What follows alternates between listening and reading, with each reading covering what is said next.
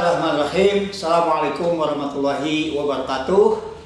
Saya Hidayat Hatta Majis sebagai Presiden Dewan Pimpinan Pusat Federasi Serikat Pekerja Metal Indonesia. FSPMI yang dilahirkan pada tanggal 6 Februari 1999, Kongres di Garut. Pada hari ini, Februari 2022, berarti FSPMI sudah berjalan selama 23 tahun. Dengan demikian, pertama sebagai Presiden saya ingin mengucapkan selamat ulang tahun Federasi Serikat Pekerja Metal Indonesia yang ke-23. Usia 23 tentu bagi sebuah organisasi ini masih sangat baru. Bagi sebuah organisasi ini masih sangat perlu banyak belajar dan selalu belajar. Dengan demikian, di hari ulang tahun yang ke-23 ini, harapan saya sebagai Presiden FSPMI, mari kita sebagai keluarga besar Federasi Serikat Pekerja Metal Indonesia terus melakukan edukasi, melakukan pembelajaran kepada diri supaya FSPMI ke depan lebih baik dan lebih baik lagi.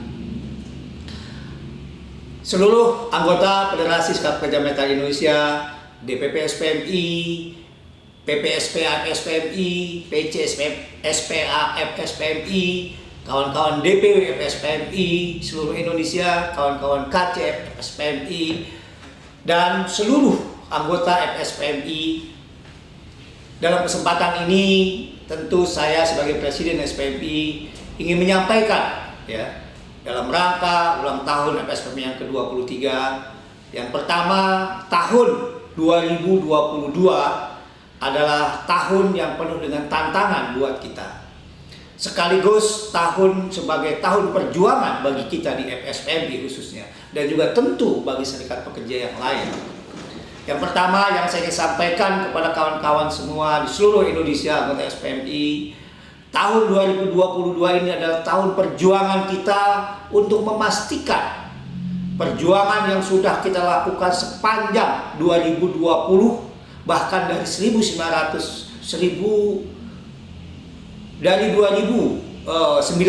maksud saya, sampai dengan 2020, perjuangan panjang kita terhadap penolakan Undang-Undang Omnibus Law, kawan-kawan semua. Berbagai upaya, berbagai cara sudah kita lakukan. Terakhir kita melakukan gugatan JR ke Mahkamah Konstitusi, dan Allah masih berpihak kepada kita. Dengan kekuasaan Allah, Tuhan yang Maha Kuasa, 25 November 2021, Mahkamah Konstitusi telah memutus bahwa Undang-Undang Nomor 11 Tahun 2020 tentang Cipta Kerja yang lebih dikenal dengan Omnibus Law itu dinyatakan cacat prosedural, dinyatakan inkonstitusional, kawan-kawan semua. Ini adalah berkat perjuangan kita. Untuk itu, pesan saya yang pertama di tahun 2022 ini, karena perintah Mahkamah Konstitusi Undang-Undang Nomor 11 Tahun 2020 tentang Cipta Kerja itu diperintah Mahkamah Konstitusi untuk dibahas ulang di DPR RI dan dengan Presiden, tentu ini adalah momentum kita. Saya mengatakan ini adalah kesempatan kedua yang diberikan oleh Allah Subhanahu wa Ta'ala, Tuhan yang Maha Kuasa, untuk kita melakukan perlawanan. Untuk itu, kawan-kawan semua, khususnya anggota FSPMI, pesan saya, perjuangan kita di 2022 ini adalah bagaimana kita memastikan Undang-Undang Nomor 11 Tahun 2022 ini tidak dibahas di DPR RI dan oleh pemerintah Republik Indonesia, sekalipun itu adalah perintah Mahkamah Konstitusi, kawan-kawan semua. Kenapa? Posisi kita di situ, saya rasa kawan-kawan sudah merasakan semua. Baru 1 tahun saja undang-undang itu diberlakukan, korban sudah berjatuhan, upah minimum sektoral sudah hilang, bahkan UMK saja yang basic di wilayah-wilayah padat industri justru tidak naik, kawan-kawan semua.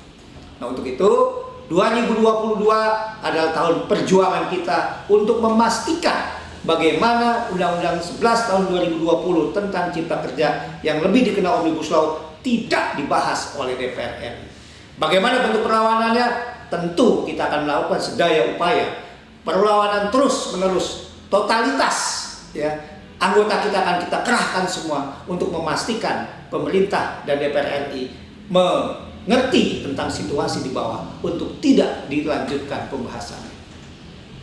Itu yang pertama, kawan-kawan semua, tahun tantangan yang saya maksud di tahun 2022 ini. Yang kedua, kawan-kawan semua, apa tahun tantangan kita di 2022 ini? Kongres ke-6 kemarin kita sudah memutuskan salah satu program kita adalah kita membuat partai politik sebagai strategi penguatan dalam gerakan kita. Kita patut bersyukur bahwa Allah kasih jalan kemudahan, Tuhan kasih jalan kemudahan.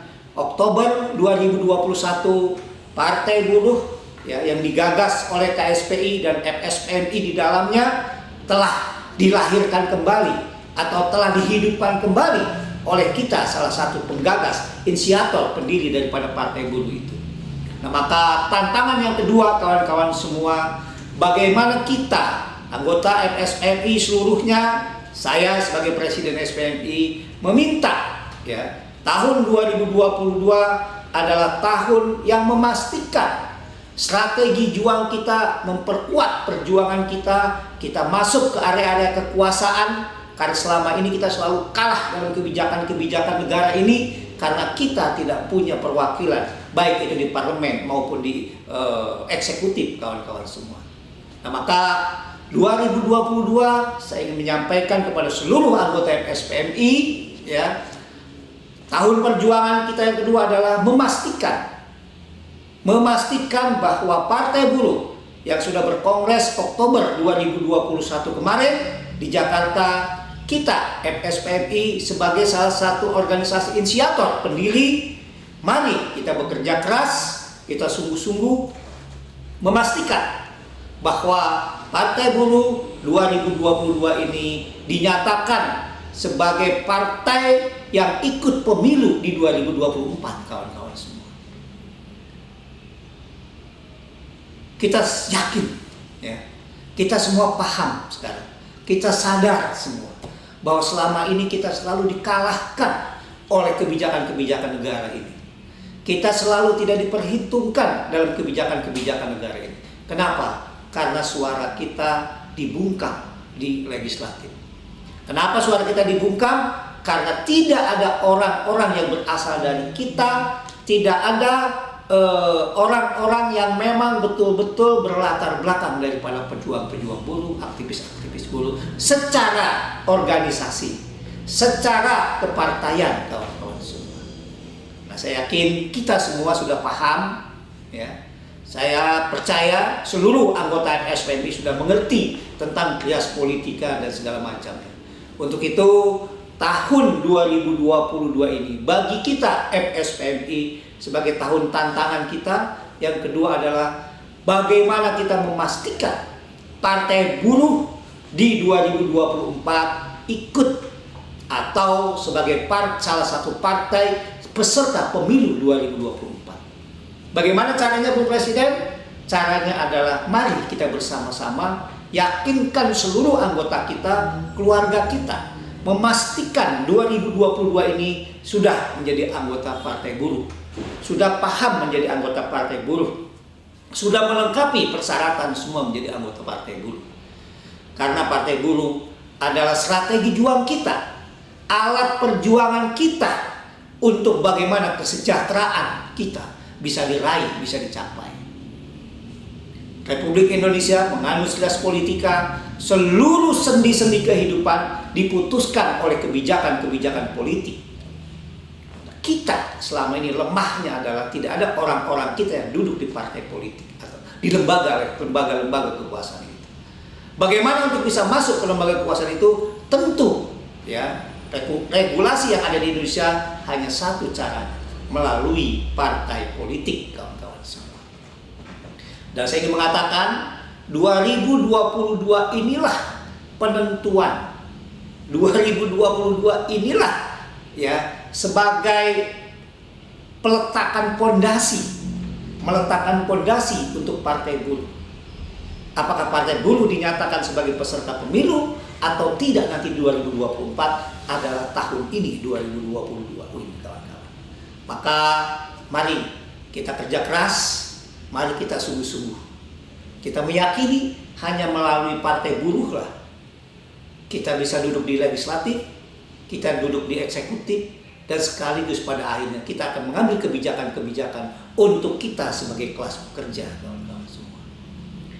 Untuk itu yang kedua, 2022 sebagai tantangan kita adalah memastikan Partai Buruh yang sudah kita lahirkan, sudah kita hidupkan kembali di Kongres 5 Oktober 2021 kemarin untuk bisa menjadi peserta pemilu di 2024 ditentukan di 2022 ini.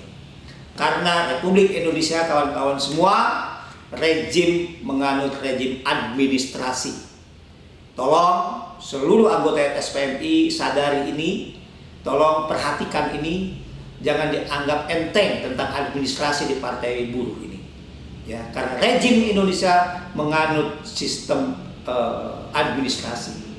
Tidak lengkap administrasi, walaupun kita mengklaim punya anggota puluhan juta, pun itu tidak ada makna, tidak ada arti. Kalau faktanya nanti secara administrasi, hanya keanggotaannya tidak lebih dari 10.000 atau 15.000. Kawan-kawan FSPMI seluruh Indonesia, saya ingin menegaskan kembali, 2022 adalah tahun tantangan kita. 2022 adalah tahun perjuangan kita. Poin yang saya ingin tegaskan, pastikan Undang-Undang Omnibus Law tidak dibahas, tidak berlanjut prosesnya di DPR RI. Yang kedua, tahun 2022 ini pastikan oleh kita semua sebagai garda terdepan dalam perjuangan ini dan hasil keputusan Kongres FSPMI yang ke-6 Februari 2021 kemarin, kita menambah strategi juang kita, yaitu dengan cara melahirkan partai politik. Embrionya adalah kita membuat pilar yang disebut dengan gerakan sosial politik, disingkat Gaspol, kawan-kawan. Gaspol inilah adalah sebagai manifestasi atau sebagai organ yang didorong untuk bagaimana kita berpolitik, untuk bagaimana kita melahirkan partai politik. Allah kasih jalan ternyata lebih cepat melahirkan, walaupun disebut menghidupkan kembali partai politik. Kawan-kawan seluruh anggota FSPMI di Indonesia, mari sebagai Presiden SPMI, saya sangat berharap kepada kita semua. Pesan yang terakhir dalam kesempatan ini kawan-kawan semua, menjelang hari ulang tahun FSPMI yang ke-23, saya meminta mari siapkan diri kita. Mari kita pastikan, kita tunjukkan bahwa ciri FSPMI adalah organisasi gerakan. Mari kita tunjukkan identitas kita sebagai federasi FSPMI yang disebut dengan organisasi geng perlawanan, kawan-kawan semua. Tunjukkan kepada kita, tunjukkan kepada negara, tunjukkan kepada rakyat Indonesia bahwa kita FSPMI di 2022 ini serius, sungguh-sungguh untuk bagaimana Partai Buruh bisa lolos ke 2024 sebagai peserta pemilu.